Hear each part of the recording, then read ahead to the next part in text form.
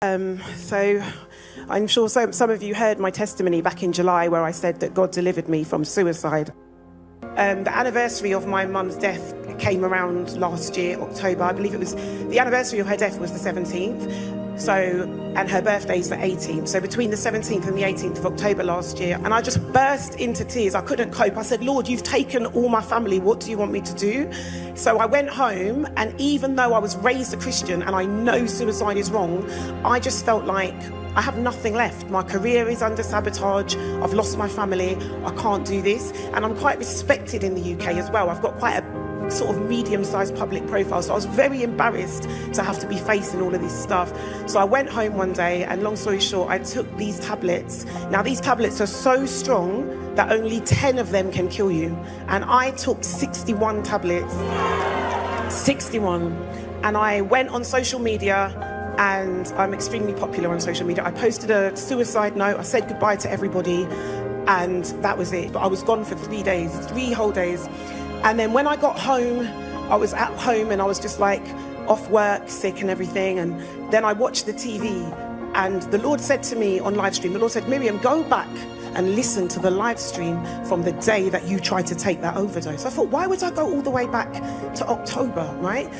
And when I went back, Pastor Jerry said, I don't know why I have to do this. He's like, and normally he says that, but that was the first time I had heard him say it. But also he didn't just say it. He was like, you at home. He's like, grave digger, fire, grave digger, fire. I don't know why God is saying, close that grave, close that grave, close that grave, close that grave. NSP videos thunder fire. NSP videos thunder fire. You better make this prayer. Say today, any open grave waiting for me, whether today or tomorrow or next tomorrow, I say no. I knew this month was going to be quite difficult for me, so I chose to come back to Abuja just to actually be right here where the fire actually is. And the anniversary of when I tried to kill myself was the 18th of October last year.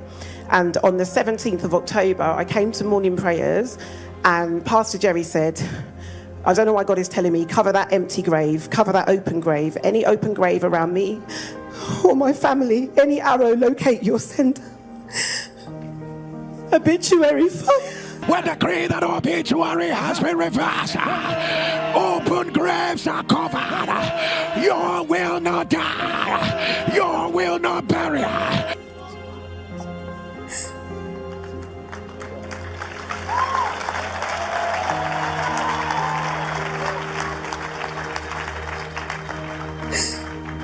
He said, I raised, tell us to say, I raised the destiny of my children to you.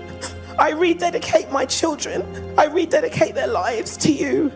Whatever came against them, planted in them, any wickedness, powers that said I will bury my children, their light will be redirected.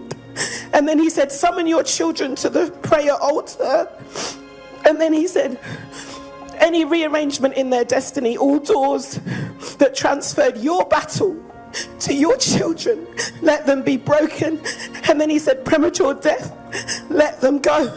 Somebody say, my father, I raise the destinies of my children unto you. I rededicate their life unto your powers that said, I will bury my children. Fire. We summon your children right here now on the altar. Any rearrangement in their destiny, all those that have transferred their battles against you to where your children are, let our children go. Premature death, let our children go. While I was out here, I got a call, and my daughter was in the car, and her friend was driving, and she went to go to the fuel station, and her friend went to pay, and my daughter stayed in the car, and then the car caught fire. And my daughter said she doesn't know why, but something told her to get out of the car. And then the car blew up once she got out of it.